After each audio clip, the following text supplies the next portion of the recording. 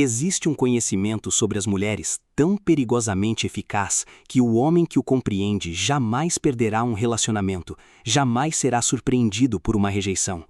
Ele jamais ficará sentado em silêncio às 2 da manhã se perguntando o que deu errado ou por que ela parou de olhá-lo como antes. Maquiavel escreveu sobre a única força que governa os relacionamentos amorosos: a política, a guerra, a amizade, a lealdade, a traição e todas as interações humanas que já importaram. Ele escreveu sobre o que leva as pessoas a escolherem uma pessoa em detrimento de outra, e sua resposta, aquela única e devastadora resposta que ele deixou há 5 séculos, é o que vou compartilhar com vocês hoje. Ao terminarem de ler, vocês compreenderão as mulheres em um nível que a maioria dos homens jamais alcançará em toda a vida. Não porque sejam mais inteligentes que eles, mas porque estiveram dispostos a ouvir um homem que morreu e que falou a verdade, enquanto todos ao seu redor mentiam. A única coisa que governa tudo. Deixem-me acabar com o suspense e dizer isso de forma clara. Passarei o resto desta conversa demonstrando isso a você de forma tão profunda que você nunca mais duvidará. A única coisa que os homens precisam entender sobre as mulheres, a única coisa que, uma vez compreendida, torna a derrota quase impossível, é o seguinte: as mulheres não seguem o que você diz, as mulheres não seguem o que você faz, as mulheres seguem o que você acredita sobre si mesmo.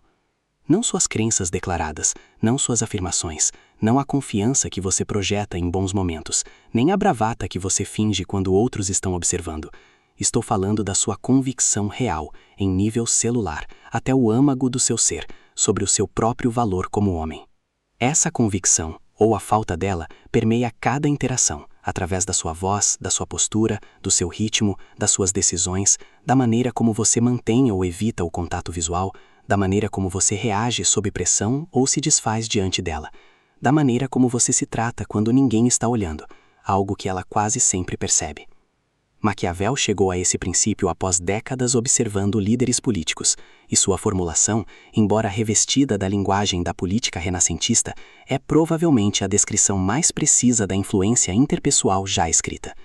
No capítulo 6 de O Príncipe, ele divide os líderes em 2 categorias: aqueles que ascenderam ao poder por mérito próprio, por sua força interior, e aqueles que chegaram ao poder por fortuna, sorte ou apoio de terceiros. E ele observou algo que todo homem precisa ouvir. Os líderes que ascenderam por sua própria força mantiveram o poder por décadas. Aqueles que dependiam de apoio externo ruíram no momento em que esse apoio desapareceu. O primeiro grupo acreditava em sua própria legitimidade porque a havia construído com as próprias mãos. Essa crença irradiava e inspirava lealdade naqueles ao seu redor. A legitimidade do segundo grupo era emprestada, e a legitimidade emprestada sempre tem um prazo de validade, que os outros conseguem perceber. Agora, aplique isso à sua vida. O homem cuja autoconfiança se baseia em seus próprios fundamentos, suas próprias conquistas, seu crescimento pessoal e o conhecimento arduamente conquistado de quem ele realmente é, entra em qualquer ambiente com uma autoridade que não precisa ser demonstrada. Ele simplesmente existe, e as mulheres respondem a isso da mesma forma que os cidadãos respondem a um governante legítimo, com uma lealdade natural, involuntária e espontânea. O homem cuja confiança depende de apoio externo, validação feminina, aprovação social, cargos, dinheiro ou da opinião alheia é o príncipe dependente da fortuna de que Maquiavel falava.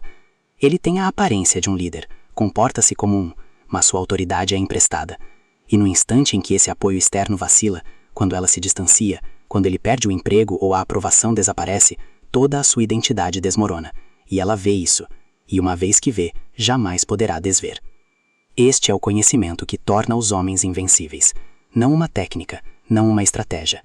Na verdade, trata-se da compreensão de que sua confiança deve ser construída sobre uma rocha sólida que você mesmo construiu, não sobre a areia movediça fornecida por outra pessoa. E o restante desta conversa trata justamente de como construir essa rocha tão firme que nenhuma rejeição, nenhuma perda, nenhum fracasso e nenhuma opinião feminina jamais consiga abalá-la. Por que a confiança da maioria dos homens é falsa? Eis a verdade incômoda. A maioria dos homens que andam pelo mundo projetando confiança carregam consigo moeda falsa. Parece real, circula como real e engana a maioria das pessoas na maior parte do tempo. Mas não tem lastro, nenhuma reserva, nenhum fundamento. E quando o verdadeiro teste chegar, e o mesmo vale para você. A solução para a falsa confiança não é fingir ser melhor, é se fortalecer genuinamente de dentro para fora, até que o homem que você mostra ao mundo e o homem que você realmente é se tornem um só. E quando isso acontece, algo extraordinário ocorre. Os testes começam a desaparecer. Não porque ela pare de testá-lo, mas porque os testes não revelam mais fraqueza, eles revelam força.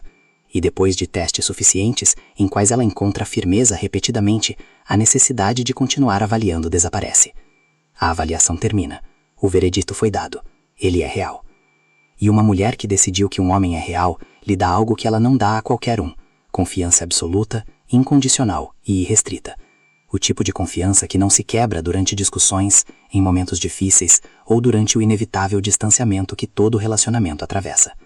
Essa confiança é o prêmio, e pertence somente ao homem cuja autoconfiança é genuína.